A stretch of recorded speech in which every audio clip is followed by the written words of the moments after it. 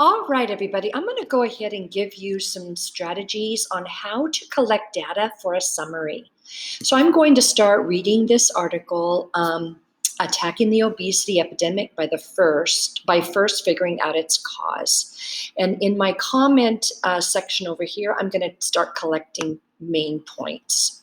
If you have gained a lot of unwanted pounds at any time during the last 30-odd years, you may be believed to know that you're probably not to blame, at least not entirely. I'm going to go to the paragraph 2. Many environmental forces, from economic interests of the food and beverage industries to the way our cities and towns are built, have conspired to subvert the body's natural ability to match calorie in, calorie out. I'm going to write in my own words here. The possible reason for obesity in our nation is from the environment,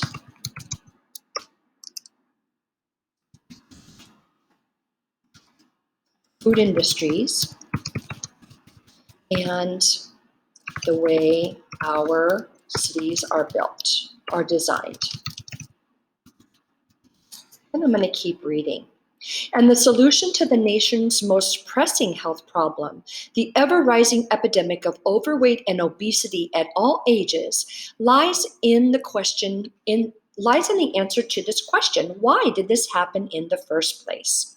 That is the conclusion of an impressive team of experts who spent the last 2 years examining obesity-promoting forces globally.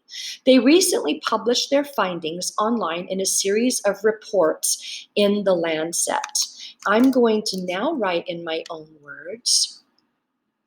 A group of experts examined the possible reasons for global obesity. Let me keep reading. But as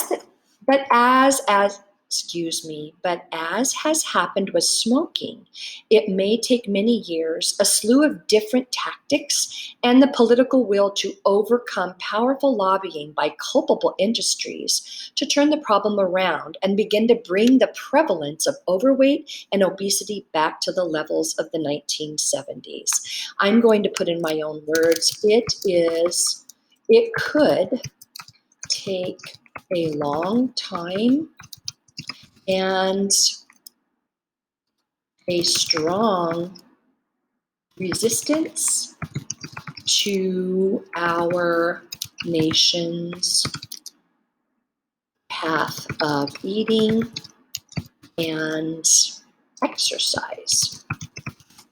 Because in this particular paragraph, number 5, it just mentions how it took a lot of time for smoking prevention to be infiltrated into our nation. And so I'm kind of looking at it like that. I'm going to pause. So now this is part of just that first section that I have created for summary. So I'm going to comment on here. So it'll hold my summary notes right here, and then I'm going to go to the next section. All right, then I'm going to put another comment here. I'm going to do another comment here, and then I'm going to continue with my summary. So this is a way for you to read each section and then gather data that will help you to regurgitate or to reword the facts in your own words. So here, let's look at paragraph 6. When I was growing up in the 1940s and 50s, I had to walk or bike many blocks to buy an ice cream cone. There were no vending machines dispensing candy and soda, and no fast food emporiums or shopping malls with food courts, nor were we constantly bombarded with televised commercials. And so let's see, I've got about 21 seconds. So back in the 50s, exercise was easier to do. And then I'm going to go ahead and let this recording end, and I'll continue with the second one.